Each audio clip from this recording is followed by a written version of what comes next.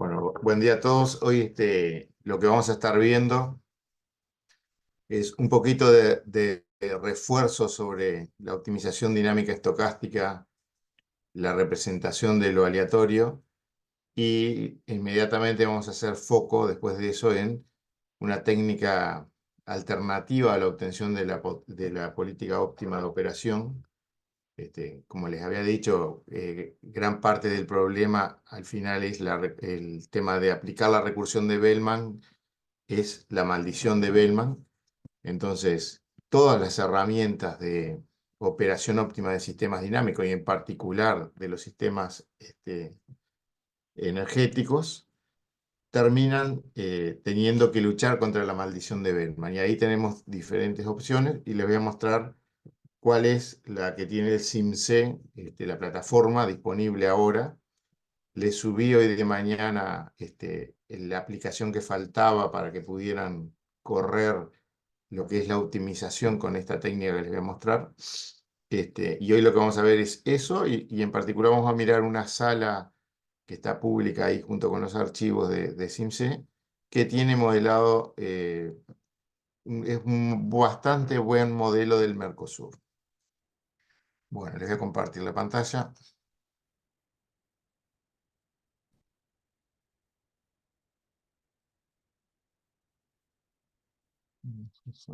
La ventanita del Zoom.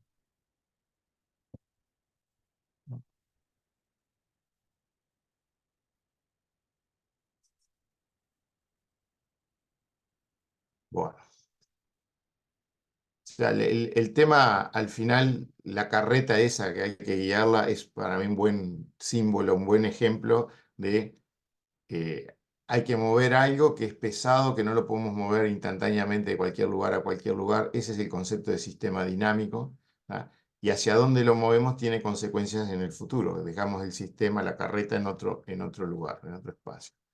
Como forma de representación habíamos visto la definición de estado como el vector de variables que contiene la información que captura lo que me importa del pasado del sistema. O sea, ese es el concepto de estado.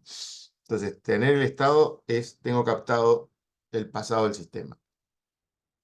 Modelar el sistema no era otra cosa que obtener la ecuación de evolución del estado, que es esta que está acá, y una función que nos permita calcular el costo incurrido en cada etapa según el estado al inicio de la etapa, las variables, el vector de variables que yo no controlo que se me presenten durante la etapa, el vector de control que aplique y el paso de tiempo acá. Eso ya lo habíamos visto, ¿tá?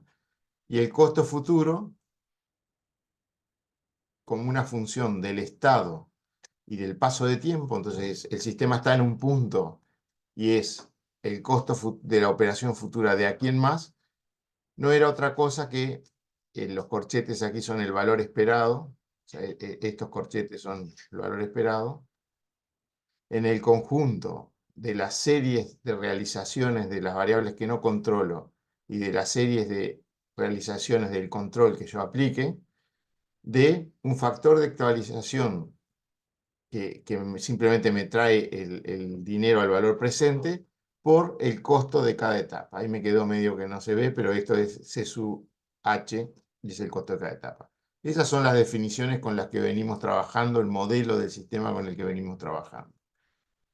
En ese contexto, el modelito de cajas que podríamos tener del sistema es el sistema con su estado y su ecuación de evolución de estado, que es atacado por un vector de entradas que no controlamos y por el vector de control. Esa sería la carreta, y la carreta va a ir yendo según cuánto la empuje el vector R y cuánto la empujemos nosotros con el vector U. El operador del sistema, o sea, nosotros generalmente, tenemos lo que se llama una política de operación, que no es otra cosa que un mapeo que, conociendo la información del estado al inicio, del conjunto de entradas que no controlo y del tiempo, me dice cuál es el vector de control que va a aplicar. Este es el comportamiento del operador. Teniendo la ecuación de evolución de estados y teniendo una política de operación, o sea, esta función que describe el comportamiento del operador, tenemos cómo simular qué va a pasar con el sistema según conjuntos de entradas que nos den de las realizaciones de lo que no controlamos y del tiempo. Y tenemos entonces cómo calcular cuál sería el costo de la operación futura de ese sistema con una política de operación dada, que no tiene por qué ser la óptima, o sea, puede ser cualquiera y yo puedo calcular. Las decisiones, es el tema que el sistema es dinámico, entonces las decisiones del presente impactan en el futuro, llevaban a lo que les dije que era el principio de Hamilton-Jacobi en teoría de control, ¿no? Que es aquel que dice que la política óptima es el que equilibra los efectos de la acción que tomemos del vector de control en el presente, en el paso de tiempo que estamos dando, con las consecuencias que tiene para el futuro el haber tomado esas decisiones. Y les ponía el ejemplo aquí de que lo vean al tema de usar o no agua embalsada como si uso, le estoy sacando recursos al futuro y entonces estoy haciendo una derivada del costo futuro respecto a la variable estado volumen embalsado, o sea, es ahí estoy midiendo las consecuencias sobre el futuro, y si eso es mayor o menor que el ahorro de costos que tenga durante el paso de tiempo, o sea, la variación en el costo de la etapa que tenga, decidiré turbinar más o turbinar menos, y como el mundo no es lineal y las consecuencias de cada acción van saturando, hay un punto de equilibrio en que la derivada espacial del costo futuro respecto al movimiento del estado que yo pueda causar equilibra o empata con la derivada temporal que yo pueda hacer sobre el costo futuro, o sea, con la variación del costo de etapa.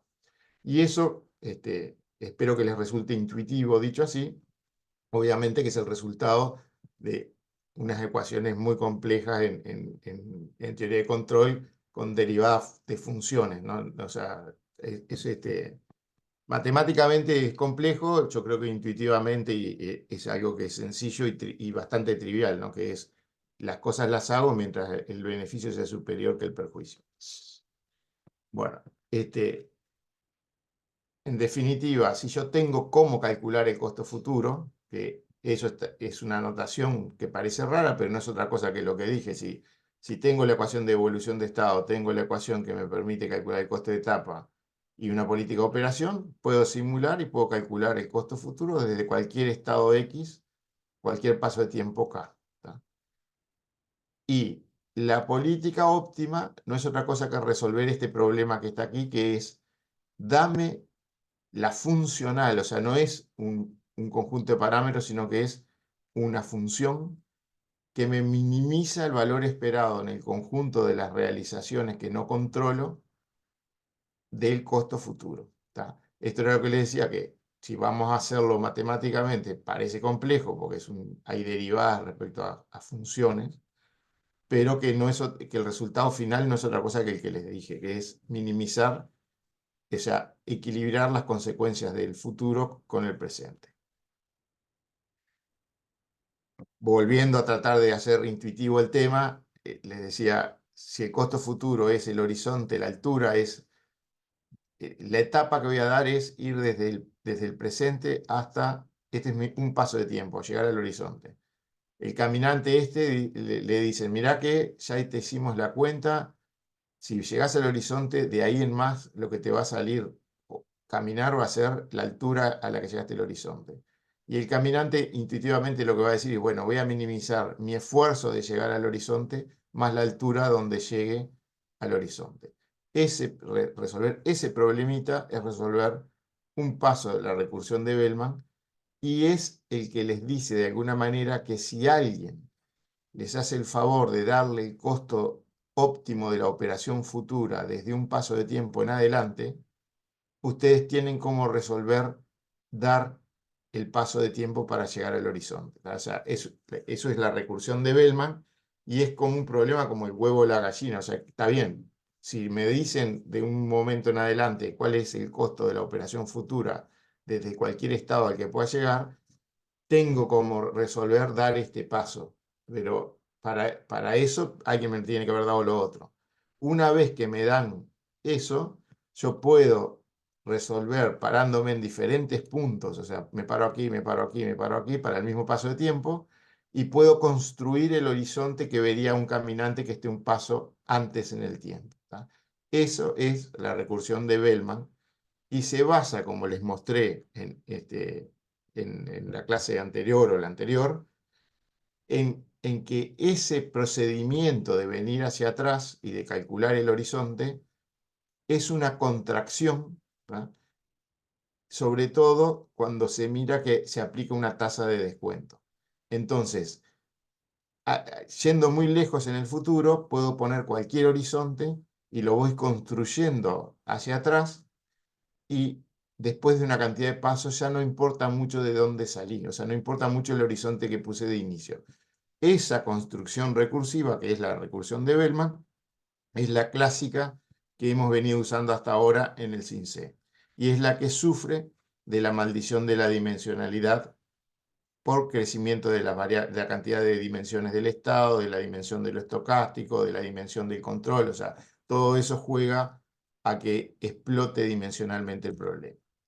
Otro problema que les esbocé la clase pasada y que quiero hacer fuerza de vuelta porque me parece que son de los conceptos que son importantes más allá del curso y más allá de la aplicación al curso, que es el tema de darse cuenta que en cosas como estamos mirando nosotros, que son altamente ruidosas, la importancia de tener técnicas de reducción de la varianza para observar las diferencias entre las cosas. ¿Tá? Entonces, el ejemplito que les pongo acá esta es la distribución del costo futuro de Uruguay, si me paro hoy y lo miro en simulaciones.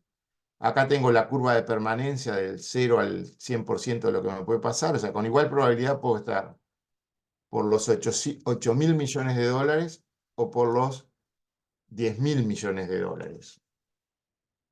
Lo que quiero que observen de ahí es que si yo me paro hoy y miro el horizonte, y ese horizonte tiene 2.000 millones de dólares de variación entre, o sea, olvídense del valor de continua, que como les decía, no importa, ustedes miran el horizonte y tienen que llegar a algún lugar, pero se dan cuenta que entre una punta y la otra tienen 2.000 millones de dólares de variación. ¿Tá? Y eso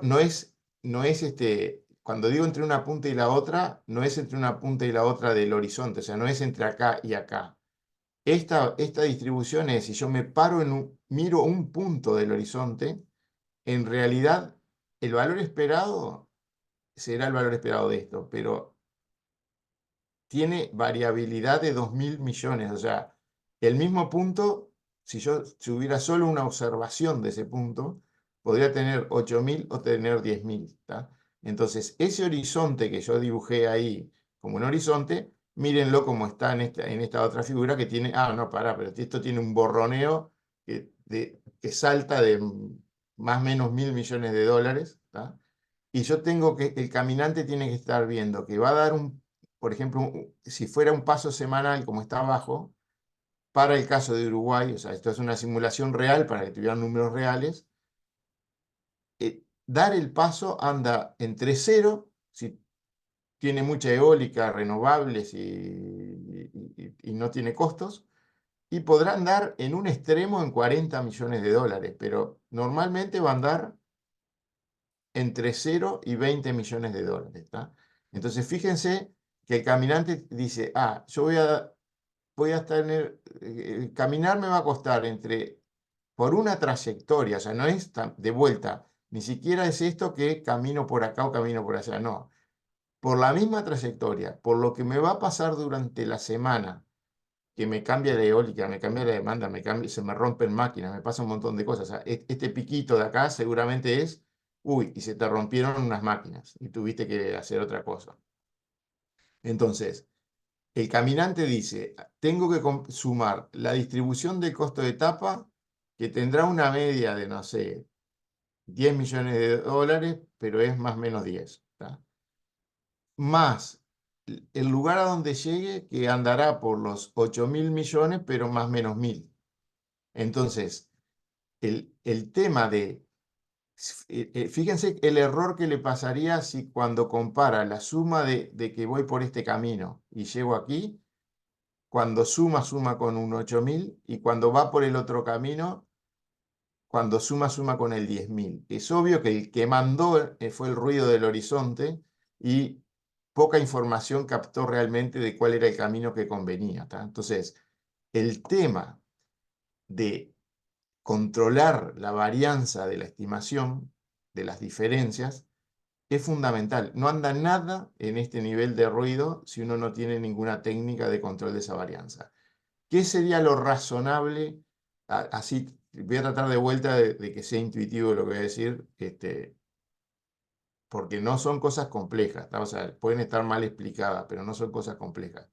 El, lo razonable, fíjense que es decir, no, pero si yo camino para allá, bueno, vamos a testear qué pasa, por ejemplo, con el valor medio del costo de etapa, pero qué pasa si voy allá y tengo la realización del futuro que me da el 8000 y camino para acá y lo comparo con la realización del futuro del 8000 o los del 10.000, o sea, pero soy coherente en las comparaciones y digo, estoy tratando de captar la diferencia, entonces mostrame las variables con igual suerte, ¿tá? Y voy a reforzar un poquito esto de la suerte. Se dan cuenta que se verifique en el futuro, cuando llegué a este punto del horizonte, que se me verifique el 8000 o el 10.000, implica que en este futuro tuve mejor suerte, se me rompieron menos máquinas, llovió más, que en este otro futuro que tuve peor suerte. Cuando veo acumulado el futuro en un punto, y bueno, si tuve mucho tiempo mala suerte, veo costos altos y lo mismo si al revés sí tuve buena suerte. Pero esa suerte que es que llueva más, que se rompa, que no sé qué, no depende tanto del punto que yo llegue al horizonte, sino de los sorteos que haga de lo que sucede por ahí adelante, ¿tá?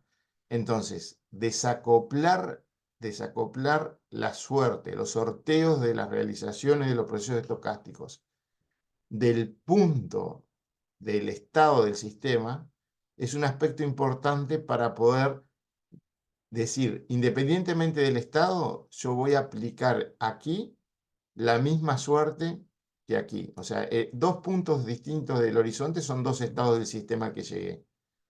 Pero en mi representación de lo estocástico, voy a tener el cuidado y precaución de lograr separar la suerte del estado. O sea que obviamente que este estado puede ser tengo máquinas rotas y este puede ser que ya no las tengo. Pero la probabilidad del resto del mundo, o sea, de que llueva o que no llueva, no sé qué, lo voy a hacer de tal manera que pueda testear si llueve mucho en este punto y si llueve mucho en este punto, ¿tá? Entonces, el cuidado ese de separar la realización de la suerte del estado tiene que estar, y tiene que estar de alguna manera también la posibilidad de testear caminos con igual suerte. Y ahora voy esto es algo que les estoy hablando, es algo que está en los libros no sé, desde que se imprime el libro, ¿tá? Entonces, el Monte Carlo, o sea, el simular algo tirando cosas X probables, o sea, haciendo realizaciones, teniendo un simulador y evaluar un costo, eso es viejísimo, ¿tá? O sea, está desde siempre. Y como método de control de varianza en Monte Carlo, cuando uno quiere mirar diferencias entre variables, es esta ecuacioncita que está aquí, que en la clase pasada se los dije así verbalmente, ahora lo refuerzo aquí, que es esto. Supónganse que ustedes quieren evaluar la diferencia entre A y B, y A y B son dos variables aleatorias, ¿tá? La diferencia, el valor esperado imagínense que le resté los valores esperados a las dos variables, las normalicé, o sea, son dos opciones del costo futuro, pero los tengo normalizados, o sea, esas cosas, ya de alguna manera lo que estoy midiendo son cosas que son comparables, no son dos variables que unas son, este, no sé, altura de los árboles y las otras son velocidad de las lombrices. O sea, no son variables que no tienen nada que ver, sino son variables comparables. Entonces, por ejemplo, el costo futuro de 2 puntos del horizonte, que es la diferencia que estoy tratando de ver por dónde voy. La diferencia de las variables, que es lo que me importa, la varianza que va a tener, o sea, el ruido que yo voy a ver para poder decir cuál es mayor que cuál. Yo estoy tratando de estimar si la suma de costo de etapa más el costo futuro al que llegué es mejor por un camino que por otro camino. La diferencia de esas dos variables, si en valor esperado me da positiva, voy a querer ir por el camino que dio, del que resté, o sea, porque quiero ir por el que da menos, y si me da negativa, voy a querer ir por el otro. La varianza de esa diferencia, que es lo que está expresado aquí, o sea, el valor esperado de la resta de cuadrado, es la varianza de uno más la varianza del otro menos 2 veces el valor esperado del producto, o sea, la covarianza. Entonces, esto que está aquí, lo que les dice de alguna manera es, si yo hago sorteos absolutamente independientes para mirar lo que pasa por el camino A de lo que pasa por el camino B, esta covarianza me va a dar 0. O sea, supónganse que ustedes dicen, hago realizaciones absolutamente independientes en la simulación que voy por el camino A de aquella que voy por el camino B.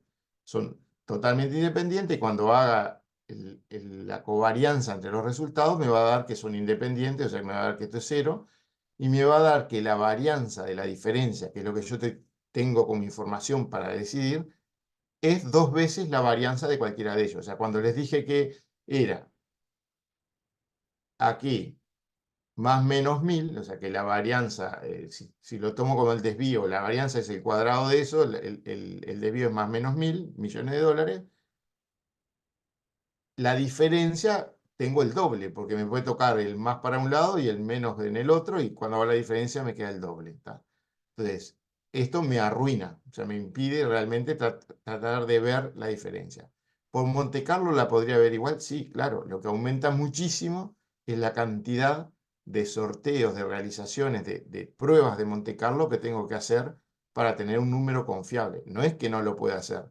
Yo puedo hacer sorteos independientes por el camino A, millones, sorteos independientes por el camino B, millones, y al tener poblaciones muy grandes, estos valores esperados se me vuelven, o sea, la varianza del valor esperado de A se me reduce muchísimo, la varianza del valor esperado de B se me reduce muchísimo, y 2 veces la varianza es 2 veces eso que lo reduje por tener muchísima información. O sea, yo estoy estimando el valor esperado del costo futuro.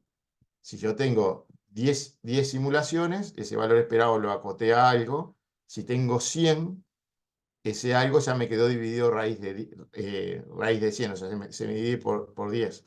Más o menos, ustedes duplican la cantidad de simulaciones o sea, más o menos la varianza de la estimación del valor esperado está dividida se divide por la raíz de la cantidad de simulaciones que realizan.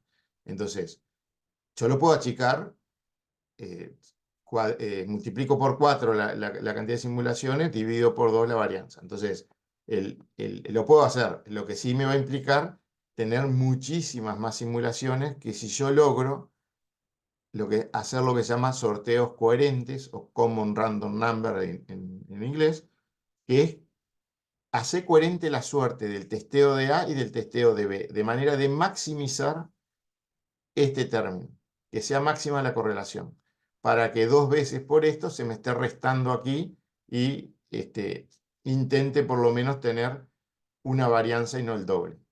Esa es la técnica de Common Random Number, y acá es fundamental, no funciona nada si no tuviera eso. Entonces, la idea es esa que les dije, no voy a insistir más en eso, y eso está presente por todos lados. Bueno, la operación óptima, una vez que tengo la función de costo futuro, o sea, aquí no es otra cosa que volverle a hacer el dibujito de la recursión de Bellman. Una vez que tengo la función de costo futuro, mi política óptima sería, o sea, resolver esto es tener la política óptima, porque es si conoces las entradas no controlables del paso de tiempo, el costo de etapa, que es el costo de una transición, minimizame, o sea, encontrar el vector de control U que minimiza la suma del costo de transición más un factor de actualización de un pasito, de un paso, o sea, este número es casi 1, por el costo futuro al que llegue con esas realizaciones de U y de R partiendo de X. ¿Tá? El dibujo sería este. Parto de un estado X, aquí está representado como si fuera una única dimensión en el paso de tiempo T sub K, al inicio de T sub K. Estoy en esta posición del sistema, el mundo me ataca con un vector que yo no controlo, RK, que es esto que está acá, y en base a eso el operador lo que hace es resolver este problema que no es otra cosa que poner muchos U y sumar costo de transición más costo de llegada y buscar el U que minimiza la suma. ¿Tá? Gracias a que alguien le dio la función del valor esperado de la operación futura óptima. ¿Tá? O sea, si alguien le dio eso, él puede resolver esto. Esto es la recursión de Bell. ¿Tá? La explosión de la dimensionalidad es lo que ya les dije, que es, si yo para hacer resolver ese problema termino discretizando el estado para poder pararme en diferentes puntos y poder calcular el horizonte un paso para atrás para tener una política de operación completa. Termino discretizando lo que el vector de control, que tiene muchas dimensiones, es otro espacio de estado que no es el de control, perdón, el de las variables que no controlo. O sea, de vuelta, es un espacio de estado y si yo quiero discretizar eso, si me puede pasar esto, según las dimensiones, voy a tener muchos puntos. Lo mismo el vector de control U. Al final la dimensión del problema es, se me multiplican todas las discretizaciones que haga de las variables y esto es lo que hace que tenga que resolver muchísimas veces el problemita para construir la política óptima y que sea inaplicable para, por ejemplo, sistemas con más de 11 embalses. Ya es bastante difícil tener algo que funcione. ¿Cuáles son? Se llama agregaciones, ¿ah? A la forma de simplifiquemos la política de operación de alguna manera. Hagamos que sea resoluble el problema. ¿Cuáles son las clásicas? O sea, las que venimos aplicando desde hace 40 años. La primera y más obvia es dividamos el problema en horizontes, largo plazo, mediano plazo, corto plazo, y casi todos los sistemas, los países, si ustedes se fijan, tienen un modelo de largo plazo, un modelo de mediano plazo, y eso lo que hace es que con menor detalle miro largo plazo, entonces son balances más gruesos, y tengo una política de operación más gruesa. En el mediano plazo tengo políticas que son con un poquito más de detalle, y que no empiezan de no conocer nada en el futuro, o sea, el horizonte último que ven es el que da el modelo de largo plazo. Eso es lo que vimos en el SINCET como estar enganchando salas, o sea, este costo futuro engancha con el otro, conoce entonces las derivadas respecto a las variables de estado que tiene el otro, y la única formación que tiene que hacer de la política nueva, o sea, no parte de cero en todas las direcciones del estado, sino que en algunas, que son las variables dinámicamente pesadas, ya tiene información, y lo que hace es, en las de más corto plazo, que aparecen nuevas variables de estado, decir, bueno, arranco que respecto a esta variable el horizonte es plano, no sé nada, que se empiece a formar con la recursión de Bellman, pero sabiendo que en estas otras dimensiones que ya vienen de la política de largo plazo, las derivadas que se vieron en ese otro modelo fueron estas. Podrá tener pequeños ajustes al meterle nuevas variables que permiten hacer otras cosas. Como ejemplo obvio les pongo en el caso de Uruguay, el lago de Rincón de Bonete, que es el lago más pesado que tenemos, con capacidad de 3 meses de generación a pleno, más o menos, del Río Negro, en una sala de largo plazo, eso está representado y forma parte de la política de operación. En las salas de mediano plazo y corto plazo, que vamos a ver en alguna de las clases siguientes de la ADME, se enganchan con esa y aparecen, por ejemplo, Palmar y Salto Grande con lago, pero son centrales que en vez de meses tienen 5 días, 10 días de embalse. Entonces, lo que pasa ahí es que a esas nuevas variables, al fin del horizonte, no tiene idea, no tiene información de cómo afecta el costo futuro moverlas.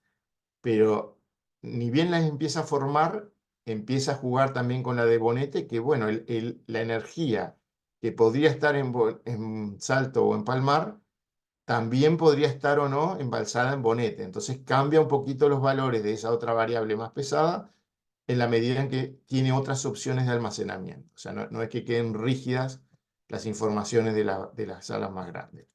Bueno, eso es lo clásico, lo más clásico, ¿tá? También en esto de lo clásico está lo que dice acá abajo de división, subdivisión del paso de tiempo en postes, bandas horarias o patamares. Ahora, bloques horarios podríamos llamarle para no ser un término que dependa tanto de cada país. O sea, el reordenamiento de las horas en bloques horarios es una forma de simplificar el problema también, por lo menos reducir la cantidad de pasos de tiempo. Después, dentro de CINCE, o sea, en la plataforma que usamos en el curso, ahí también hay una cuestión de reducción posible del estado, simplemente definiendo reductores de estado dentro de los CGH, que algo ya vimos en la clase que vimos el CGH, la clase pasada. Otras formas de tratar de reducir la dimensión del problema de Bellman, una es lo que está bastante conocido a nivel de los sistemas eléctricos, que es la Stochastic Dual Dynamic Programming, que tiene origen en Brasil prácticamente como técnica aplicada al sector eléctrico, que les pido que, se les voy a decir algo muy intuitivo, de vuelta para que entiendan, obviamente que estoy hablando de algo que tiene años de desarrollo y una elegancia matemática impresionante, que se lo voy a resumir en algo muy sencillo, ¿no? Pero quiero que se acuerden cuando hablamos de lo que era un problema de optimización y lo que era una relajación del problema, ¿no?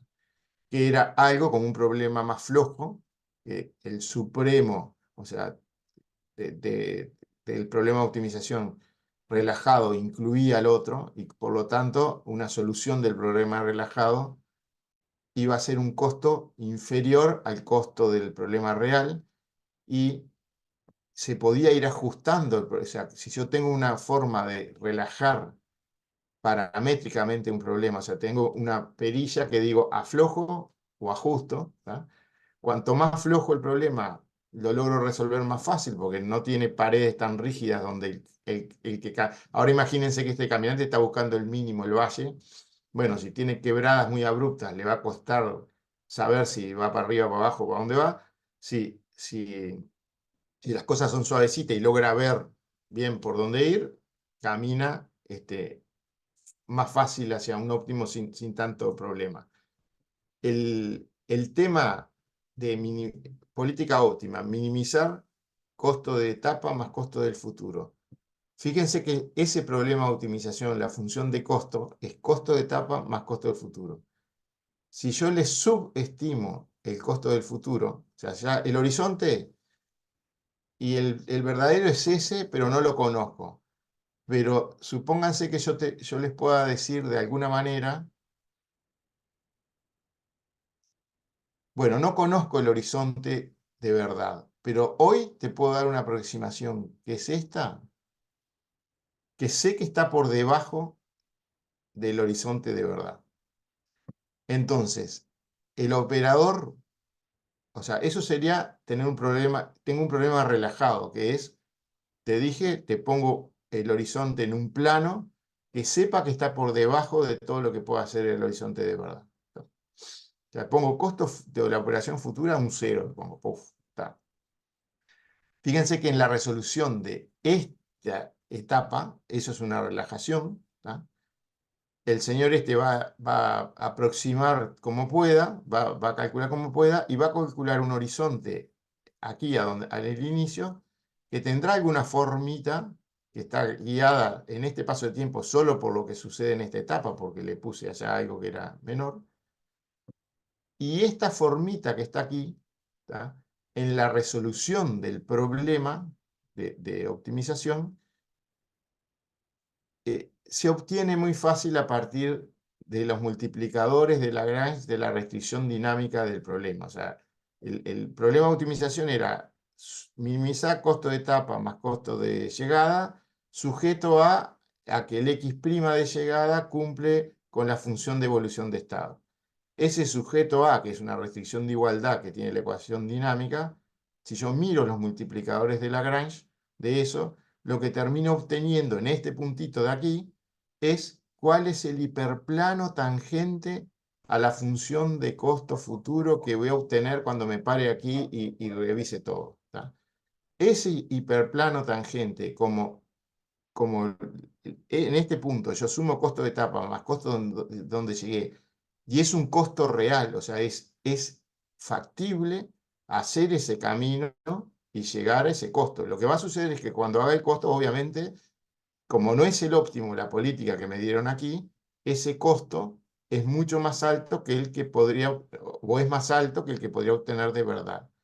Entonces, por este mecanismo, lo que obtuve fue, en este punto, un hiperplano tangente a la función de costo verdadera que podría tener, pero con una política que no es la óptima, ¿no? O sea, porque es un problema de relajación, pero cuando simulo después con esa política que tuve, tengo un costo de verdad, incurrí en tanto gasoil y esto lo otro, y con los multiplicadores de Lagrange tengo cómo serían las derivadas, o sea, esto de los multiplicadores es solo anecdótico, porque podría simplemente variar un poquito el punto, correr de vuelta y obtener una estimación del gradiente, pero lo que voy con esto es que la Stochastic Dual Dynamic Programming lo que tiene es, empiezo con un horizonte relajado, resuelvo y voy obteniendo hiperplanos que son tangentes a la función de costo por algún lugar, con lo cual yo sé que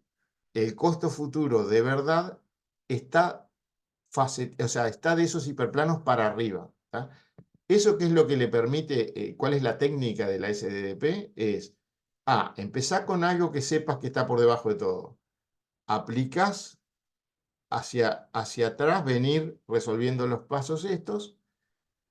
Y fíjense que no discretizo el estado, sino que yo estoy partiendo de un estado y camino, primero hacia adelante, camino sabiendo, o sea, salgo de aquí, de este punto, me dan un hiperplano que está para abajo, y lo que hago es caminar y voy a algunos puntos.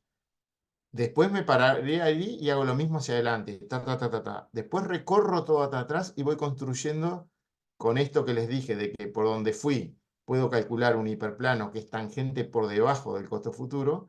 Voy subiendo el horizonte con esa información. O sea, voy diciendo, mirá, ojo que cuando fui por allá, yo supuse cero, pero en realidad cuando fui y miré los costos hasta adelante, resulta que me terminaron dando estos costos. Esa es la forma que tiene la SDDP de ir construyendo una función de costo que es cada vez más ajustada a la función real. O sea, es un procedimiento de relajaciones sucesivas donde empieza, no discretiza el espacio de estado, sino que empieza a un punto, va hacia adelante suponiendo que el costo futuro es todo nulo, pónganle algo. Después, según por dónde fue, va obteniendo facetitas, hiperplanos, diciendo el costo futuro, miren que está de aquí para arriba. Pa, pa, pa, pa. Con eso construye la segunda opción de relajación, o sea, un problema un poquito menos relajado porque ya sabe que el costo futuro tiene que estar de ahí para arriba. Vuelve a simular para adelante, obtiene nuevos recorridos con nuevas facetitas que agrega esos planos que tangentean por debajo de la función de costo, los agrega a los que ya tenía y de alguna manera les va quedando el dibujo del futuro. O sea, y recorrió este punto y bueno, y obtuvo por algún lugar que esto tenía que estar de acá para arriba, en otro recorrido que iba a estar de acá para arriba, y así hasta que va ajustando el futuro. Como en esas iteraciones, por el lado, cuando cuando calculamos en el problema relajado, tenemos un mínimo del costo.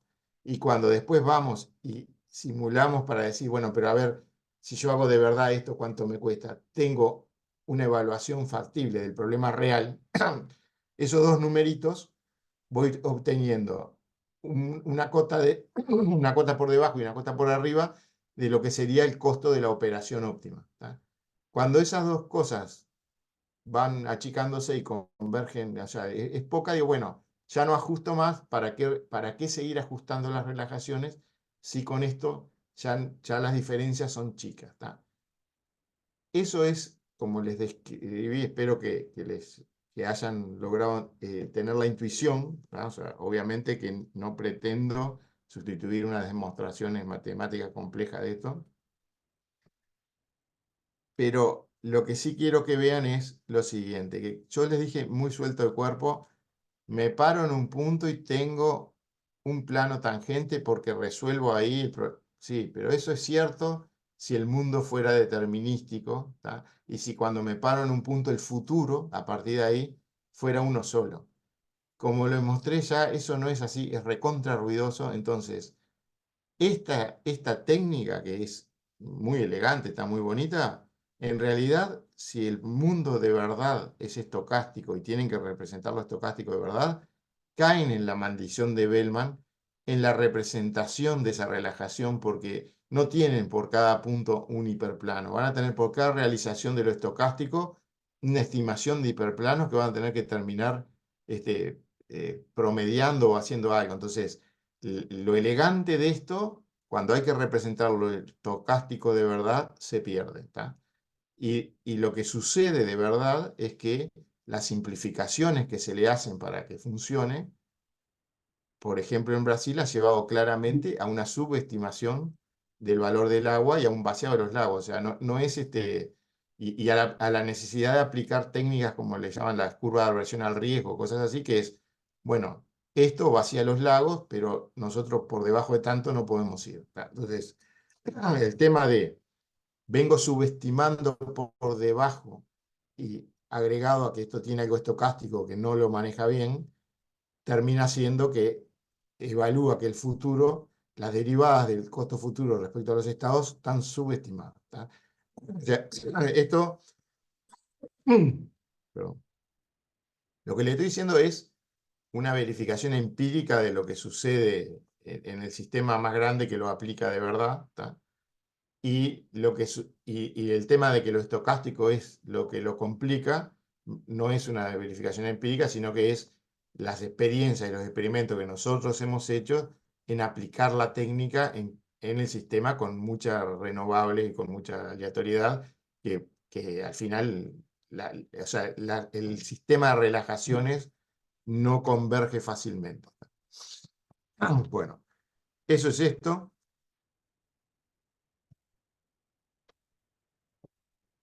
El tema de los bloques horarios. Les vuelvo solo a recordar este dibujito. Estos son 48 horas de 4 días cualesquiera de la demanda horaria. Esto es 10 minutal, pero podemos ir horaria. Y la solar, la eólica, la biomasa, hidráulica, térmica, para ver el tema del ordenamiento en bloques, el reordenamiento de las horas en bloques, si lo hacemos por la demanda, que es la curva azul, y en rojo tienen la demanda menos los recursos renovables no gestionables, solo para ver que este es el requerimiento de potencia real del sistema, o sea, yo tengo que cubrir esa diferencia y que me queda ordenada, al ordenar por la demanda del sistema, la demanda neta me queda muy mal ordenada, o sea, no es lo que la demanda real del sistema, no es lo que manda el requerimiento de potencia, no es lo que refleja bien el requerimiento de potencia. Lo que refleja bien el requerimiento de potencia es la demanda neta y por eso es el tema del postizado dinámico o generación de bloques dinámicos en el CINCE, y yo les diría hoy en cualquier herramienta aplicada a sistemas con alta integración de renovables.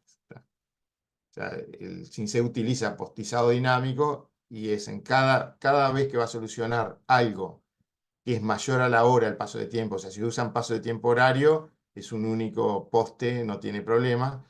Si es diario, semanal, mensual o algo así, cada vez que va a resolver un problema, obtiene una realización completa de los procesos estocásticos horarios, o sea, de la demanda de la generación eólica solar, para construir la demanda neta de todo el paso de tiempo, y ahí hace un reordenamiento del paso de tiempo en los bloques horarios que se hayan decidido, con la duración que se hayan decidido, para resolver cada bloque por separado. El modelo estocástico, ya sabemos cuáles son las principales fuentes de aleatoriedad. La principal nuestra son los caudales hidráulicos. Después la velocidad de viento, porque tenemos 1500 megas de eólico, eso es en Uruguay. Parece mentira, pero los 220 de solar pasan a ser importantes por la complementariedad que tienen con el viento. Y bueno, y una aleatoriedad importante es la demanda. Y por supuesto que los precios de los combustibles es otro dolor de cabeza para nosotros. El tema de representar bien las correlaciones. Acá en este dibujo lo que están viendo es el mapita de colores, es la carga del sistema. Esto no me acuerdo si es de Uruguay o es de otro lugar, pero, no, debe ser Uruguay. O sea, lo que tienen es aquí los meses del año, de 1 a 12. Entonces, la carga del sistema tiene, a ver, por los valores. No es Uruguay, es un sistema más chico, pero no importa mucho. O sea, es la carga del sistema es en el horario. El verde este es cuando es más baja. Fíjense, en el horario de la madrugada es que se presenta más el verde, en el horario de la tarde es donde se presenta más el rojo, que es donde hay mayor demanda. En los meses de invierno es donde hay mayor pico de demanda. Y en otoño y primavera, que sería otoño y primavera, es donde es más baja. O sea, esto en Uruguay es así. Y al mediodía aparece un poquito más de color en los veranos que en el otoño y la primavera por el aire acondicionado. O sea, las potencias son un poco más chicas que las nuestras, pero poquito y es muy parecido. La solar, obviamente, si yo miro las 24 horas, acá arriba estoy mirando, la solar al mediodía aparece y después no, ¿tá? Con lo cual, ahora mírenlo con la demanda y bueno, ayuda a lo que pase en esta franja horaria y no nos colabora para cubrir esto de acá, para cubrir el pico de la tarde de invierno. Si yo miro el viento, así simplemente mirando en horario, lo tengo en la madrugada alto, al mediodía me baja cuando sube el sol, o sea que acá hay una correlación que está buena, que se complementan. Después en la tarde, cuando se me va el sol, vuelve la eólica y eso complementa y ayuda al pico este de acá, al consumo de invierno fuera del horario diurno. Y el viento lo que tiene es, en la madrugada que tengo baja demanda, no tengo sol, eso eh, es- está correlacionado bien, pero el viento me va a sobrar un poco. Si lo miro durante el año, lo que voy a ver es lo que es bastante obvio, que la solar en invierno baja, o sea, esto que está aquí bajó esto la solar, con lo cual no me colabora con el aumento de la demanda esta de acá, de invierno. El viento acá en invierno no sube mucho. Aquí es donde les digo que esto no es Uruguay, o sea, Uruguay en invierno está bastante mejor correlacionado el viento con la demanda. Y en primavera acá hay más viento, con lo cual no coincide mucho. O sea, la cuestión de mostrarle este análisis simplificado de correlaciones es que se den cuenta lo importante que es esto. O sea, no me sirve modelar lo estocástico simplemente como ruido que está ahí. Porque no, ese ruido que está ahí resulta que si tiene correlación positiva con la demanda es una cosa, si correlaciona negativo con otro recurso es re importante porque no voy a sentir el faltante tan fuerte. Si correlacionaran o sea, negativos acá, ¿no? O sea, correlaciona negativo con el recurso es mejor. Si correlacionara positivo con el recurso ese, es una macana, porque cuando me falte, me faltan los dos, cuando me sobran los dos. Entonces, eso, que esté bien representado, es importantísimo. El tema de los intercambios, los posibles intercambios ocasionales, tiene muchísimo que ver con que estén bien representados los procesos estocásticos. O sea, esto es esto es o sea, esto de vuelta es una salida de la escala 10-minutal y es realidad, ¿tá? Y si ustedes ven, o sea, la variabilidad que hay y la coherencia que hay, por ejemplo, acá el amarillo es sol. Fíjense lo que más o menos les mostré ahí, que en el horario diurno la eólica baja y el sol sube, se pone el sol, la eólica sube, si miran, claro, no pueden decir todos los días pasa lo mismo, pero alguna ya se nota en esto que solo tomar unas horitas y mirar, ya se nota parte de ese comportamiento. El poder predecir con cierta antelación, como aquí que tenemos 7 días, y el poder estar acá y poder decir, acá me va a sobrar todo esto, la demanda es esto que está acá, o sea, es la curvita rosada esa. Entonces, fíjense que para el que hace la programación semanal, pararse acá y decir, y esta semana viene que acá me va a sobrar bastante, podría exportar, aquí no me va a sobrar, no me va a sobrar, acá me va a sobrar de vuelta, entonces podría exportar esto, aquí podría exportar esto, aquí podría exportar esto, o sea, en las madrugadas me va a sobrar en estas, allá adelante dentro de 7 días parece que me va a sobrar un montón porque según los pronósticos viene mucha eólica. O sea, esto no es pronóstico, ¿no? Esto es realidad y les estoy mostrando una foto de una ejecución real. Pero lo que quiero que visualicen es que si yo me paro al principio y tuviera esto como pronóstico, bueno, es muy diferente lo que yo puedo ofrecer para colocar los excedentes a los países vecinos y decirle, miren, dentro de 3 días puedo ofrecerles esto, que si no lo sé. O sea, si no lo sé, lo que voy a hacer es, lo voy a verter, lo voy a tirar porque nadie me lo va a comprar, ¿tá? Y no tengo manera de colocarlo en ningún lado. Lo mismo si pensamos en un futuro con una señal de precio horario repartida que los autos eléctricos u otros consumos, demandas con respuestas nuestras, pudieran colocarse, lo que verían aquí es evitar, por ejemplo, aquí me está diciendo, viene un térmico, o sea, el costo marginal acá seguro se me va para arriba, trata de evitar consumir ahí porque te va a salir más caro. O sea,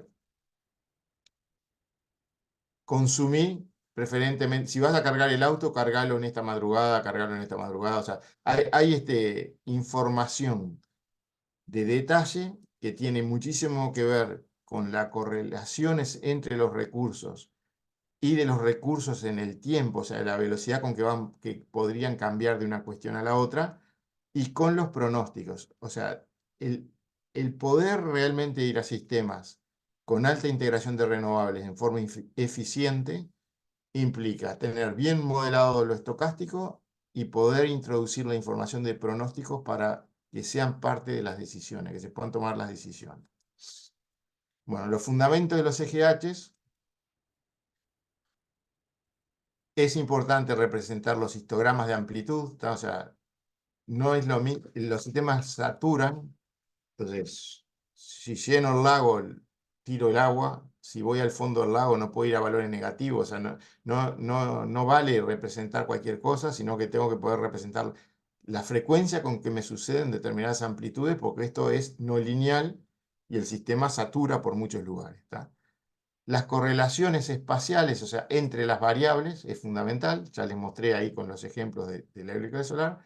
Las correlaciones temporales, o sea, cuál es la variación de la distribución de la variable de la hora siguiente si yo conozco lo que pasó en esta hora. ¿Tá? Son cuestiones que son importantes modelar. La forma más sencilla de modelar algo y que hay gente que simula todavía así, es decir, no, uso series históricas. O sea, yo agarro y le pongo al simulador lo que pasó y miro lo que pasó.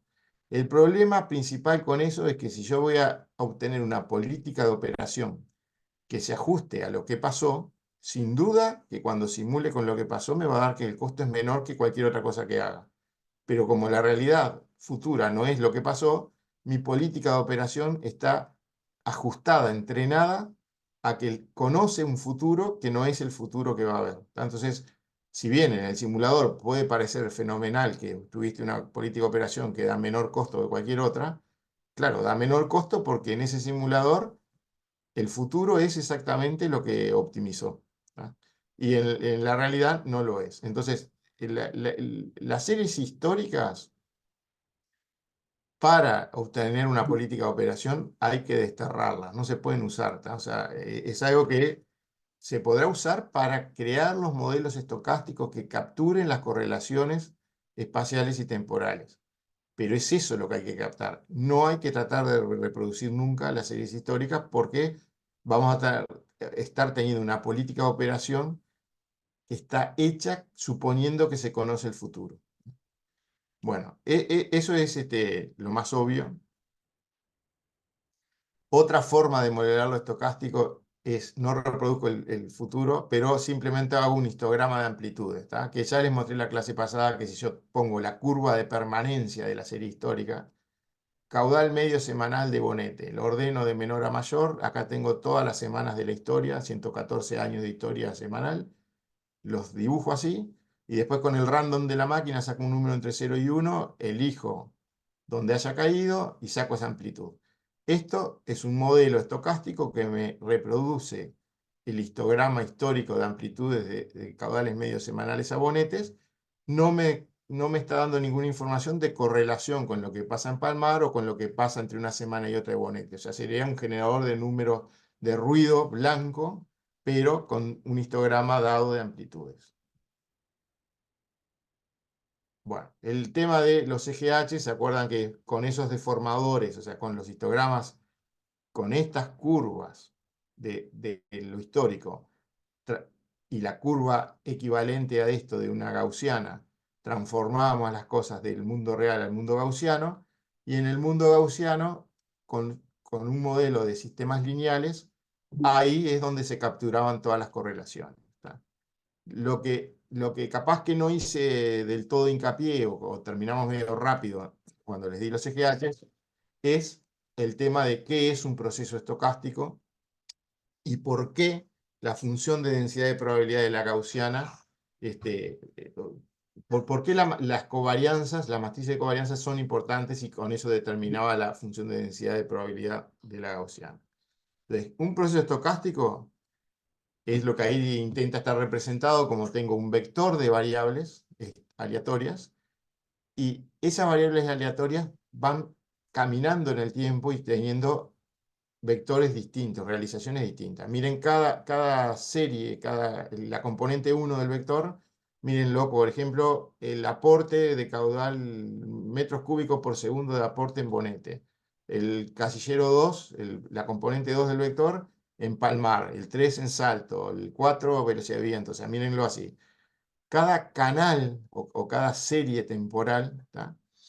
Va teniendo realizaciones y el proceso estocástico es ese conjunto de series y lo que tenemos de la historia es una realización del proceso estocástico que es la realización histórica, ¿no? O sea, la única realización que tenemos es la histórica. Pensando en forma matemática como proceso estocástico, uno se imagina un sistema que es capaz de generar conjuntos o ensembles, que es la palabra que se usa a veces, de realizaciones, y las medidas de probabilidad que nosotros hacemos es sobre el conjunto, sobre a todo lo posible que podría dar ese proceso. Pero lamentablemente, como ya les adelanté también, sí, está muy bonito, eso es matemático, pero la realidad es tengo una sola realización y las cosas las tengo que hacer con esa única realización podría tratar de inferir el modelo del proceso estocástico, pero es un modelo inferido a partir de la realización histórica. Las medidas de probabilidad, que en definitiva son las que me importa respetar, son las pruebas que le voy a hacer a mi modelo, ese que inferí a partir de una realización histórica, yo voy a querer decir, esto representa el proceso estocástico que traté de identificar. Al final del día, una medida de probabilidad no deja de ser una función del espacio del vector de variables, o sea, lo puedo medir en algún espacio de R a la M, y la medida que hago es el valor esperado en donde puedan variar mis variables estocásticas de la función de medida integrado en todo el espacio de realizaciones que pueda tener por el delta volumen de ese espacio y multiplicado por el peso por la función de densidad de probabilidad. O sea, al final del día una medida de probabilidad siempre tengo una función de densidad de probabilidad en un espacio donde se me pueden dar los eventos de probabilidad, que no es otra cosa que los valores de los vectores de las variables aleatorias en el caso nuestro. Y al final yo digo, bueno, ¿con qué frecuencia estuvo en este casillero? Multiplico por la función de medida, voy sumando y a eso es lo que obtuve una medida de la probabilidad. Para realizar esta integral necesito la función de densidad de probabilidad. Entonces, al final del día, lo que nosotros tenemos que lograr capturar adecuadamente es la función de densidad de probabilidad del proceso aleatorio. Y en esa función lo que estoy diciendo no es solo con qué probabilidad se me presenta aporte alto en Bonete y en Palmar a la vez dos valores.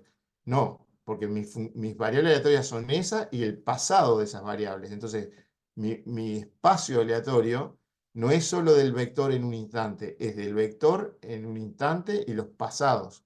Entonces, cuando veo la función de densidad de probabilidad, estoy viendo de que ocurra aporte de tanto en Bonete tal día y en el día anterior tanto y en el día anterior tanto. O sea, estoy viendo, tratando de captar esa función de densidad de probabilidad de un conjunto de variables aleatorias que son en el espacio diferentes variables y en el tiempo las mismas variables.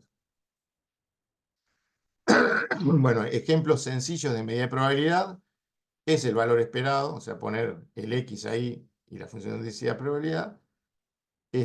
La matriz de covarianzas como tal, porque acá los corchetes y en X al final del día es hacer la integral por la frecuencia con que aparece cada cosa, también es una medida de probabilidad. La gaussiana, aquí va lo que no les dije la vez anterior bien dicho, que es, bueno, ¿cuál es la función de densidad de probabilidad de un proceso gaussiano conjunto? Aquí este X es la concatenación de los vectores de variables aleatorias que ustedes están mirando, o sea, las de este instante, las de los pasados, todo como un único vector de variables aleatorias. Esta P sub X, si la obtuviese, si el proceso fuera gaussiano conjunto, esta P sub X se puede expresar de esta manera que está acá, donde les pido que miren que si yo tengo el sigma, o sea, que es la matriz de covarianza, que es esto que está puesto acá, si tengo el sigma, ahí dice sigma, la inversa de sigma, acá dice el determinante de la matriz sigma, pero con el sigma me queda 100% determinada la función de densidad de probabilidad. Esto es lo que lleva a que si estamos hablando de un proceso que tiene solo dos variables, el vector este es x1, x2, póngale, la matriz de covarianza, y ya están normalizadas las variables, la matriz de covarianza es un 1 en la diagonal, porque el valor esperado de cada variable consigo misma va a dar 1, y en los elementos no diagonales va a tener la covarianza de x1, x2, el valor esperado de x1, x2. Eso es lo que lleva a que tengamos siempre la tendencia a decir, bueno, a ver cómo da la covarianza. Sí, la covarianza de Pearson de dos variables es lo importante si el proceso conjunto de las dos variables es un proceso gaussiano conjunto. Y es importante porque ese valorcito solo determina totalmente la función de densidad de probabilidad del proceso gaussiano conjunto en ese caso, ¿no? ¿Qué es lo que los EGHs hacen? Los EGH con los deformadores tiran todo hacia un lugar donde parece gaussiano, tenemos la ilusión de que las cosas sean gaussianas, para que en ese espacio el detectar, el poder reproducir la matriz de covarianzas sea suficiente para tener la función de densidad de probabilidad. Y eso tiene importancia y tiene sentido si esas transformaciones que me llevan de un espacio al otro son lo que llamamos transformaciones compactas, que no es otra cosa que decir, si yo agarro un pedacito, un volumen de este espacio, en la transformación eso se me transforma en otro volumen de este espacio, pero que eso es biunívoco, o sea, yo puedo identificar volumen a volumen. ¿Eso que les permite? Supónganse que este es el espacio real y este es el espacio gaussianizado, ¿tá? En este espacio real no tengo idea de cómo es la función de densidad de probabilidad conjunta, porque no sé de qué depende, no la puedo calcular. Transformo al espacio gaussiano y en este espacio gaussiano con todos los números gaussianizados, ahí hago la matriz de covarianzas y ahí tengo entonces determinada la función de densidad de probabilidad completa del proceso gaussiano conjunto, si es que fuera gaussiano conjunto, y lo que hice fue transformarlo lo suficiente para tener la ilusión de que por lo menos parece gaussiano conjunto, no tengo la seguridad. Pero en este espacio de aquí yo puedo hacer las integrales de medida. Ahora quiero que vean que si yo simplemente el m de x, o sea, la función de medida, tengo en el mapeo, sé que el xs mapea en un θ determinado, hacer la integral en los volúmenes de aquí o hacerla en los de aquí es lo mismo, o sea, agarro lo que me iba a aportar el delta volumen de este de acá, mira, no, es en el delta volumen transformado es esto, cuando hagas la suma, pone ahí. La función de densidad de probabilidad acá no la conozco, acá la conozco, ahí sumo, ¿tá? Por el delta volumen transformado y le aplico el valor de la m transformada. Entonces la sumatoria esa, que es hacer la integral de la medida de probabilidad, no la logro hacer acá, pero logro calcular cuánto daría haciéndola acá, porque las transformaciones de un lado al otro me identifican pedacitos de volúmenes y me permite entonces calcular la integral de probabilidad.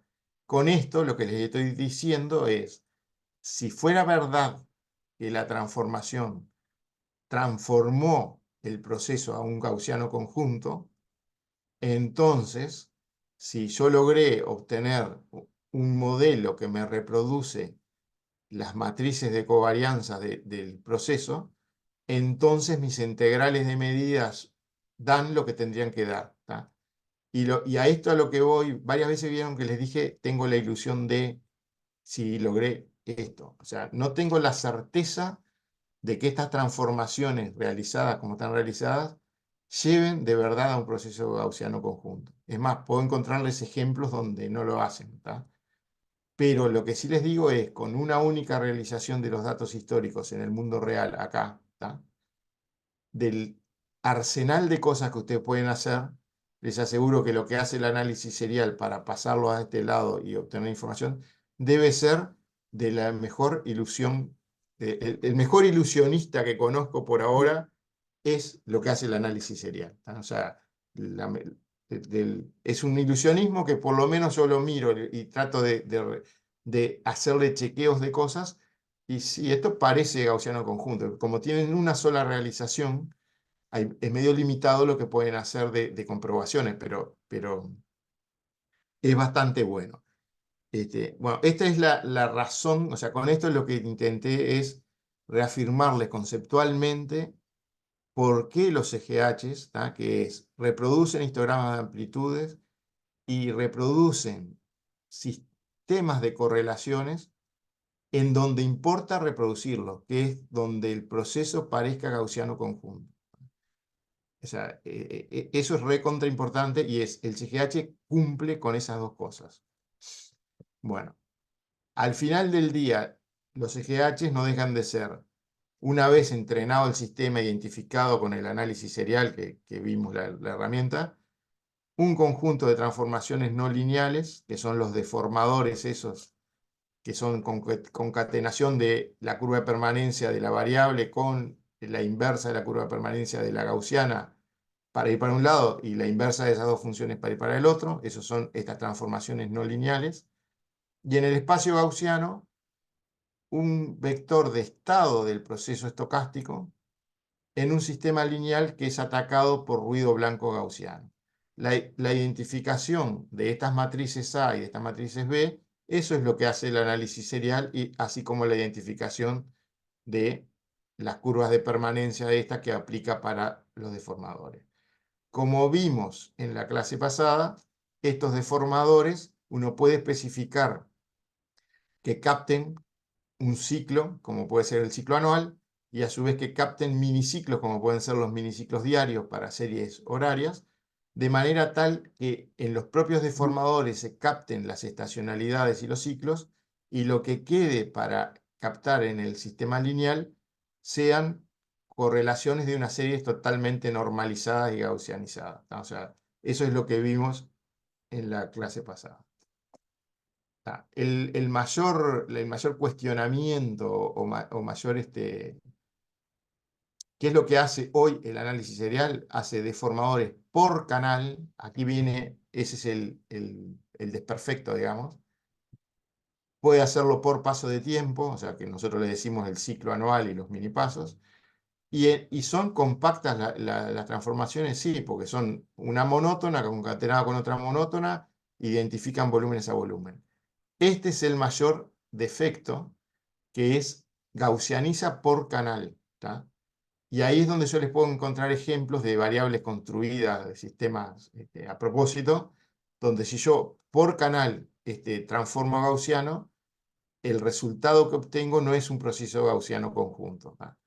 Pero en el mundo, o sea, eso sucede cuando yo hago cosas a propósito, lo busco y les puedo encontrar ejemplos donde le destruyo, con el método le destruyo que sean gaussianas. Pero lo que pasa con las series que manejamos normalmente, que vienen de la naturaleza, es que le da bastante bien hacerlo por canal. ¿tá? O sea, no hay no hay el tema de cuando empieza a no dar esto es cuando una variable, por ejemplo, es lo que le sobra a la otra para llegar a un valor, a un umbral. O sea, si yo dijese, una es la velocidad de viento y la otra variable es lo que le falta al viento para llegar a tal valor y saturo ahí, o sea, hago cosas raras que no son las que medimos en la naturaleza. Claro, le impongo a la transformación unas dependencias entre lo que pasa en un canal y lo que pasa en otro canal directamente sobre las amplitudes. Ahí es que destruyo el método. ¿tá? Algún día alguien va a perfeccionar el análisis serial para decir, bueno, no lo hagas por canal, haz el mapeo multidimensional de una. ¿tá? Hasta ahora no hemos podido hacerlo de otra manera. Acá tienen un ejemplo de los deformadores de Rincón del Bonete según la época del año, simplemente para mostrarle que es ahí, fíjense, en verano es que tenemos bajos caudales y son estas de acá. Después, estas de acá tienen que ser entrado otoño y cerca de la primavera y el invierno, que es donde llueve en Bonete. Entonces, en los propios deformadores va a ir quedando captada la estacionalidad de estas variables aleatorias. La matriz de covarianzas de Bonete, Palmari y Salto en el espacio gaussianizado, como están normalizadas, o sea, al gaussianizarlas llevamos a normales, a distribuciones normales 0, 1, o sea, valor esperado 0 y varianza 1. Lo que sucede con la matriz de covarianza es que tiene unos en la diagonal y las covarianzas entre las variables en los elementos fuera de la diagonal. Fíjense, esto es 0,6, 0,05, o sea, Bonete con Palmar, que están cerca, Bonete con Salto. Entonces, estas covarianzas son altas e ignorarlas y hacer sorteos independientes en cada central sería una macana, porque no veríamos que en realidad cuando no nos llueve en las tres centrales, y que cuando llueve mucho en las tres centrales. O sea, la coherencia esta no la veríamos si hubiéramos sido un modelo más simplificado entre ellos. El filtro, este es un ejemplo de lo que da el filtro de Bonete, Palmar y Salto. Si tomo solo un retardo temporal, o sea, en el mundo gaussiano, el promedio no es en metros cúbicos por semana, esto ya está todo gaussianizado, es cómo cambia el promedio de la siguiente semana de los aportes gaussianizados, conociendo el promedio de la semana actual. ¿Tá? Fíjate que la siguiente semana es 0,76 por la actual, o sea, es muchísima información de la actual, más un poquito, o sea, principalmente manda el caudal propio de la propia central, más un poquito por los otros caudales, más una matriz que le suma ruido blanco aleatorio independiente por los canales. O sea, es lo que se me suma, llueve, no llueve, pasa acá, pero observen la dependencia temporal con el pasado en los tres canales, o sea, en cada una de de las centrales, depende muchísimo o sea, no me cambia instantáneamente el caudal de una semana a la otra. Está fuertemente correlacionado con lo que viene atrás. Este sistemita, si yo usara este CGH en el SINC, necesito aumentar las variables de estado de la sala SINC en 3, porque necesito guardar estos 3 valores para decir el sistema está en tal estado. El tema de la asimilación de pronósticos, aquí lo que les voy a mostrar es muy sencillo, algo trivial, o sea, no voy a ir a detalles de cómo calcular.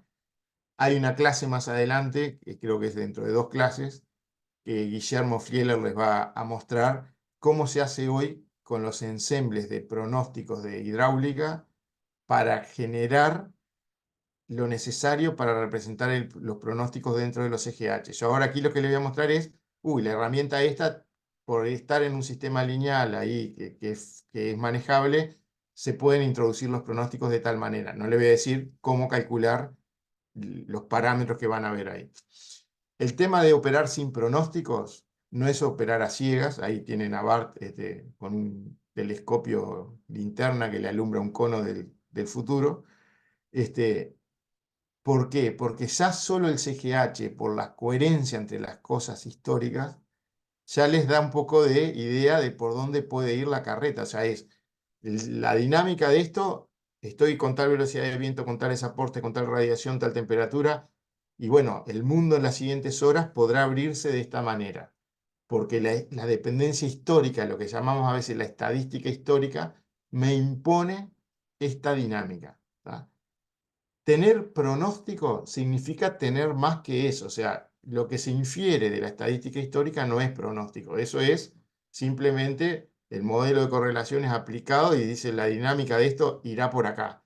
Lo que hacen los que hacen pronósticos es que tienen modelos mejores que simplemente la historia y en definitiva yo considero que algo es un pronóstico si me agrega información a esta historia. O sea, un pronóstico es algo que me dice, mira, el cono ese que tenías no es tan amplio.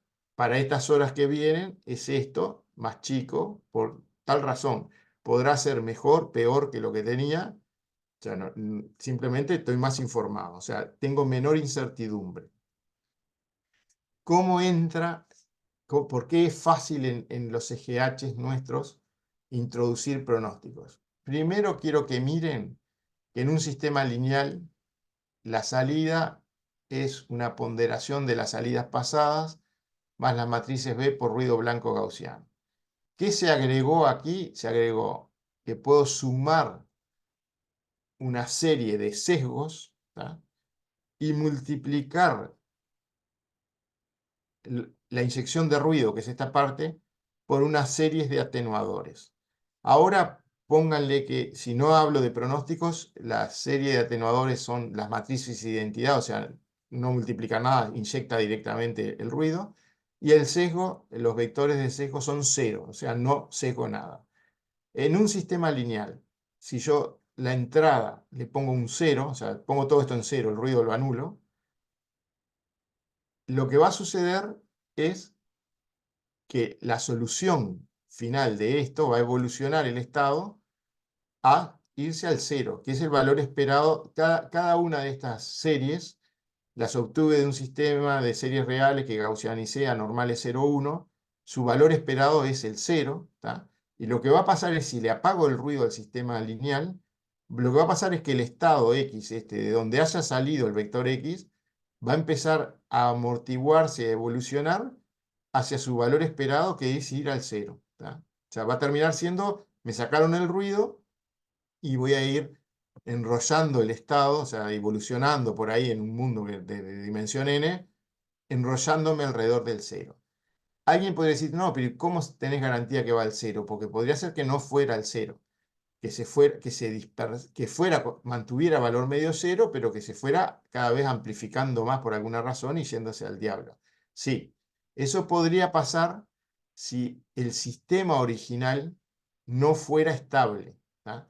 O sea, si el sistema original fuera un sistema expansivo, por ejemplo, un precio, que el barril del petróleo que históricamente va creciendo, si yo no hubiera tenido el cuidado de decir, no, pero esta serie primero le saco la tendencia y la llevo a algo que parezca estar en estado estacionario, para que yo pueda decir que esa realización del proceso estocástico, para que yo pueda decir que es un proceso estocástico ergódico y que pueda cambiar las medidas de probabilidad del ensemble a las medidas de probabilidad en el tiempo, lo que les dije la vez pasada de, bueno, tenemos que tener por lo menos esa ilusión para que con una única realización del proceso poder sacar conclusiones estadísticas, si no, no podemos, ¿tá? Entonces, el primer paso para cualquier identificación de un proceso estocástico es tratar de ergodizarlo, o sea, tratar de decir, lo llevo a algo donde con esa única realización pueda sacar conclusiones estadísticas. Entonces, en el caso del precio del petróleo, primero le voy a sacar el crecimiento que tiene expansivo y lo voy a llevar a algo que en realidad me estaría representando cuál es la volatilidad, cuál es el ruido esperable dado un nivel de precios. O sea, por ejemplo, dividido por una exponencial que represente el crecimiento histórico o cosas así. Entonces, como yo llevé las señales originales a un proceso que está en estado estacionario, necesariamente las matrices esas A que están acá, o sea, el filtro lineal, el sistema lineal es un sistema estable, ¿tá? Sí, y esto les digo porque a veces pasa que uno hace un CGH y después lo corre y resulta que las variables se van, él va a intentar capturar igual el sistema, lo que le puede terminar dando es un sistema inestable, que ustedes ponen valores y en vez de permanecer todo alrededor de los valores que tendrían que ser, resulta que se disparan y se va para cualquier lado.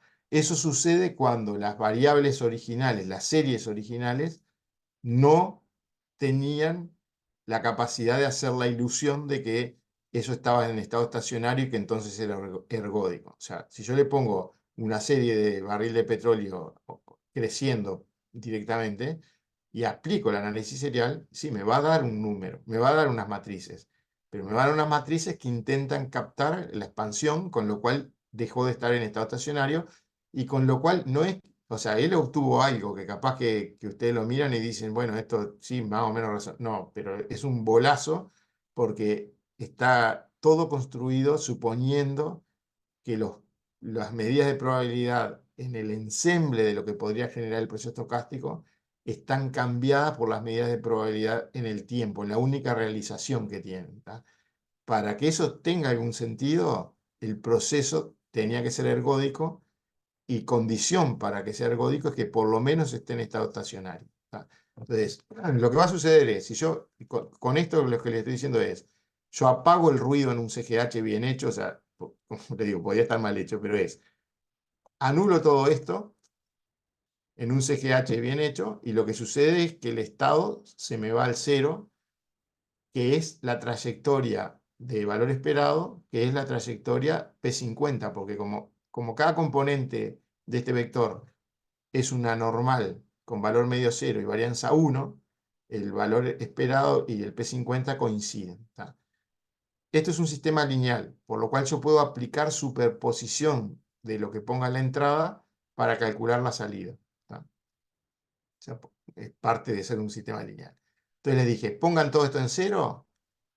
La salida que tiene en estado estacionario es algo que si salió de algo que no era cero va a converger a cero. Y esa sería la trayectoria con el ruido cero, con el P50.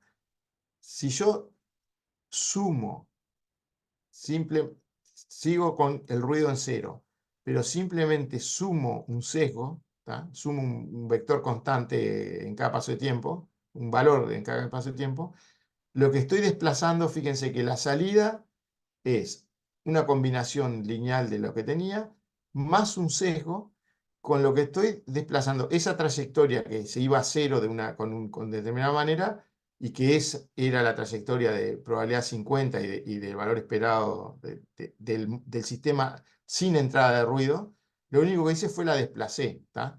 O sea, lo que hice con este conjunto de sesgos es desplazar la trayectoria de probabilidad 50%. ¿Por qué? Porque cuando sumo el ruido esto que estoy sumando tiene valor medio cero. Y P50 es ruido, o sea, esto termina siendo ruido gaussiano de no varianza 1, pero con valor medio cero y con P50. Entonces, el sistema va a evolucionar con la trayectoria P50 que me esté dando la suma de esta evolución de los propios estados, o sea, del apartamiento que haya salido respecto al cero, más los sesgos que yo les ponga. Con esto lo que les quiero que intuyan es, si alguien me dio los pronósticos en el mundo real, los paso al mundo gaussiano, ¿tá? Con eso tendría cuál es la trayectoria de valor medio de la gaussiana, o identifiqué la P50 en el mundo real, y cuando transformo al mundo gaussiano tengo la P50 en el mundo gaussiano, y resolviendo, conozco el estado de origen del X, ¿tá? Y como sé la P50 por donde quiero que vaya puedo sacar por diferencia, o sea, mira, el P50 acá más 1 es tal, y acá decía por azúcar tanto, el valor lo conozco, resto y digo, el S1 es tanto. Con ese S1 construido, saco cuál sería el S2 para que el P50 del segundo paso sea el del pronóstico. Entonces, estos sesgos los puedo calcular, van a ver bien cómo calcularlos mejor después, pero en definitiva yo puedo, dado el pronóstico, puedo calcular cuál es el conjunto, la serie de sesgos que hacen que el sistema lineal vaya por este P50 durante los siguientes pasos de tiempo. Con eso saqué la guía de probabilidad 50%. Pero después, alrededor de esa guía, voy a tener una apertura de ruido, ¿tá? Que si no pongo ningún atenuador acá, o sea, si esto lo dejo la identidad, lo que va a pasar es que salí de un punto conocido, de un X conocido, y la sumatoria de este ruido hace que en X pasos de tiempo, que eso está dado por la estadística histórica, al final, alrededor de la guía 50%, voy a tener la varianza 1, con que fueron calculadas y diseñadas estas matrices B y estas matrices A. O sea, mi sistema, después de pasado un punto conocido, o sea, sale cualquier punto, pero en el largo plazo genera algo con varianza unidad y valor medio cero. El valor medio cero, que es lo mismo que el P50 en el mundo gaussiano, se lo cambié imponiendo la guía de probabilidad 50%.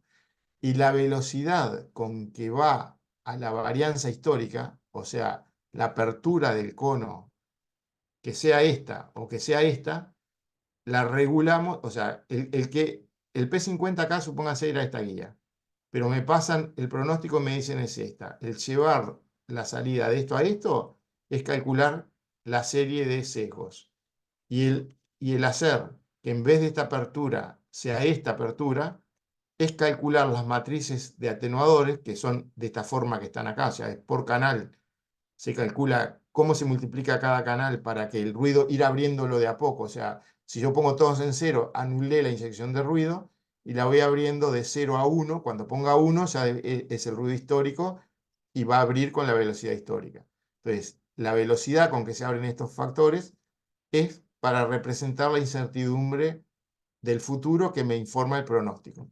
¿No? Lo que van a ver con Guillermo es una metodología para dado un ensemble de pronósticos, calcular los sesgos y los atenuadores que dan mayor verosimilitud a la información del pronóstico. Bueno, el estado del proceso estocástico es esto, lo que tengo que guardar del pasado. O sea, si tengo muchos pasados, voy a tener que guardar muchos vectores. Eso se suma al vector de estado del sistema, es parte del vector de estado del sistema, por lo tanto me joroba, me arruina con el tema de la maldición de Bellman. O sea, ya sabemos lo que es la maldición de Bellman. Si yo le agrego al CGH variable, y bueno, me destroza el problema de esto. ¿Qué otra cosa interesante tienen los CGHs? Que al estar en un espacio lineal donde hay mucha cosa que puedo hacer, es fácil definir un reductor de estado. O sea, yo tengo el estado original X, que esto ya lo vimos, cómo reducir y pasar a una variable de estado hidrológico y no cada uno de los caudales por separado en la clase pasada, pero no deja de ser en el mundo gaussianizado fácil porque ya tengo la variable original X y tengo un espacio comprimido Z. El Z es una matriz de reducción R que es rectangular, tiene menos filas que columna y por eso reduce la dimensión, multiplicado por el X. Si yo hago un reductor de estados, lo que voy a obtener es que en realidad la política de operación que estoy analizando no tiene el estado original, sino que tiene un estado reducido.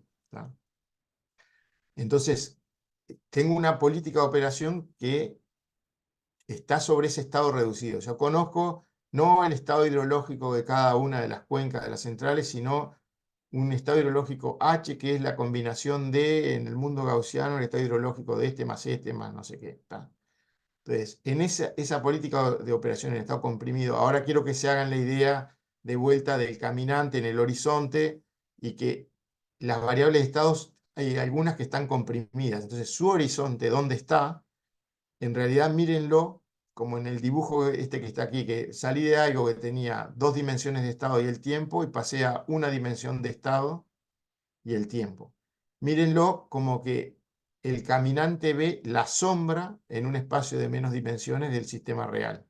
Entonces, cuando está parado en un punto y va a calcular el costo de operar desde ahí en adelante, tiene que decir, sí, pero ojo que en este punto donde estoy parado, sé la sombra donde estoy. Pero el sistema real puede estar en muchos puntos posibles cuya sombra en este mundo de menos dimensiones es esta, es Z.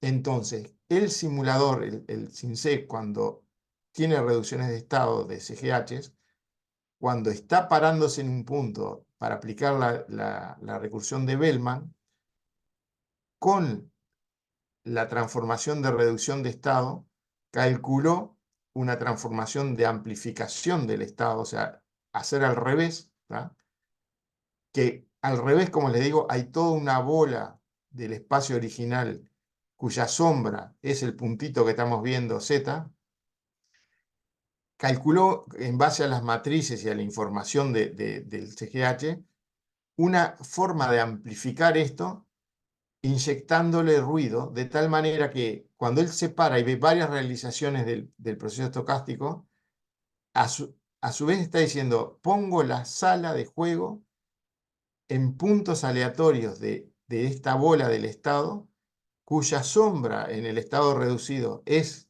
la Z con la que estoy haciendo la política de operación, pero pasa a ser parte de lo aleatorio que no controla durante el paso de tiempo cuál es el estado real del sistema. O sea, lo único que conoce es la sombra, la reducción. Y eso está hecho de manera tal de respetar la covarianza entre la posición real del estado y la posición del estado reducido, o sea, de la sombra, que daba el proceso original. Entonces, está muy bien hecho, le estoy diciendo. No es que sume esto de cualquier manera, sino, si la sombra es esta, el ruido a inyectar tiene tal característica para que la covarianza entre la posición real y la posición reducida sea la del proceso original identificado en este CGH. Eso tiene toda una complejidad matemática, pero eso, con esto lo que les quiero mostrar es el CGH respeta las correlaciones entre las variables y entre sí y temporales, respeta las amplitudes, facilita la incorporación, la asimilación de pronósticos y además pelear contra la maldición de Bellman, reduciendo estados y manteniendo la aleatoriedad con las correlaciones que corresponden si se aplican reducciones de estado. Las reducciones de estado no es solo luchar contra la maldición de Bellman, también es reflejar mejor la operación real, ¿tá? Y les pongo un ejemplo. Supónganse que tuviéramos la supercomputadora y el superalgoritmo que hubiéramos resuelto. No hay que reducir nunca nada, vamos con todo. Y representamos como estado el campo de velocidades de viento en el Uruguay. Sí, muy bonito. Hiciste una política de operación que hay que ir a ver cuál es el campo de probabilidad de velocidades de viento para ver cómo se usan las decisiones que tomamos, lo cual es absurdo porque la operación la hacen personas, ¿tá? Entonces, el tema de reflejar la operación viable y posible hoy, eso también pasa por decir que tu política de operación tenga en cuenta estas variables, la que vamos a tener en cuenta en la operación. No me pongas otras cosas que no las voy a poder manejar. En un futuro, supónganse que nos sustituyen a todos nosotros y hay un super robot que está mirando todo con todo a la vez, y bueno, ese podrá mirar otras variables, podrá hacer otras cosas. Hoy, la velocidad de las comunicaciones que tenemos no son tan grandes, las incertidumbres que tenemos son más grandes, y lo que nosotros podemos manejar son el valor del agua de los embalses, condicionarlo con los pronósticos de viento, obviamente, de lo que va a pasar en las siguientes horas, pero difícilmente podamos estar teniendo en una valorización instantánea de todos los recursos por el campo de velocidades de viento o lo que pasa con la radiación solar, dónde están las nubes en este momento y cómo se mueven. O sea, podrá venir eso como mejoras incrementales a futuro, pero el tema de la reducción de estados y hasta dónde considerar estados para construir una política de operación tiene que estar ajustada a que estamos construyendo una política de operación para un operador que tiene las capacidades de operación que tenemos, o sea, no es cualquier cosa. Bueno, eso pasa por ahí.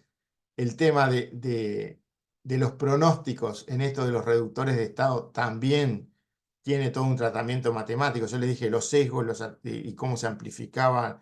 Bueno, tiene lo mismo, los sesgos y los atenuadores tienen el mismo tratamiento que el resto del estado. O sea, hay parte del pronóstico que se puede perder en la reducción, pero hay una parte del pronóstico que proyecta. Imagínenselo de vuelta como un sistema que ustedes lo que ven es la sombra en la reducción, pero saben que es 3D, pero ustedes ven 2D. Bueno, van a ver el pronóstico, cuando lo gaussianizan y lo pasan por el reductor, pasan a ver un pronóstico 2D, ¿tá? Que es la sombra del pronóstico, y tiene un tratamiento similar, lo de los sesgos y los atenuadores, a lo que les dije del estado de la sala, en cuanto que en la amplificación después para decir, me parenta el punto y el mundo va a ir por tal lugar, la información del pronóstico se recompone con cierta lógica también que mantiene las correlaciones que se deben de mantener. Bueno, ya esto, la recursión de Bellman recontra sabemos, la maldición la recontra sabemos. Lo que ahora vamos a hacer el corte. Esto fue, reforcemos bien el tema. Vamos a hacer el corte y vamos a volver entonces con el ejemplo de la aplicación a una sala del Mercosur que tiene Uruguay, Brasil, Paraguay y Argentina modelada como la ven ahí. Antes de ir al corte, simplemente les voy a describir este slide que es el sistema. Este está representado con 1, 2, 3, 4, 5, 6, 7, 8, 9 nodos o 9 áreas grandes interconectados entre sí por las restricciones de transmisión de las áreas que hay, ¿tá? Las variables de estado consideradas son 76, si no recuerdo mal, es el niño y el niño porque impacta en toda la hidraulicidad de la región, y el resto son los embalses considerados en el conjunto de los países, ¿tá? O sea, no me acuerdo cuánto en cada uno. Si yo discretizo los embalses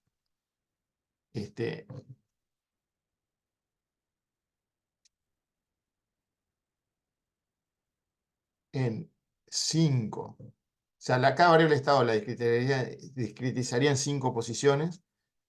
Voy a tener 5 a las 76 posibles valores de la discretización del estado. Si a ese le sumo que uso 3 bloques horarios en pasos semanales, 52 semanas, voy a tener que resolver para la recursión de Bellman en algo así como esta cantidad de veces. ¿Está?